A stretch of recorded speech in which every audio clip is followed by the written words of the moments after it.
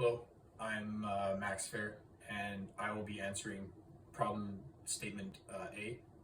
The topic problem is why have Canadian house prices increased so quickly this year, and what is a possible solution to slow down house prices to make homes more affordable? Canadian house prices have increased quickly this year due to the fact that through this we've gone through a global pandemic, and there was a very high demand for homes with very little supply, and this ultimately caused a shortage in homes this year.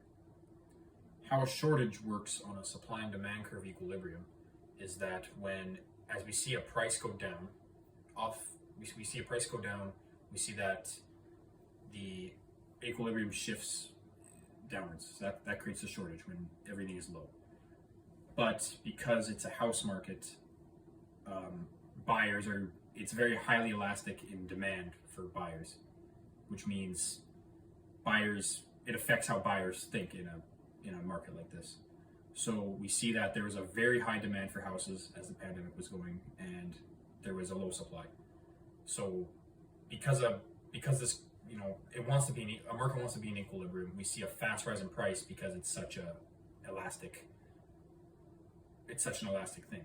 So that's kind of why the prices rose so fast, is because the graph had to the market wanted to be in equilibrium again.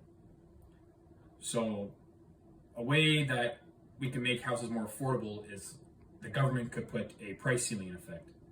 A price ceiling is when a government or a group imposes a price control or a limit on how high a price is charged for a product, commodity, or service.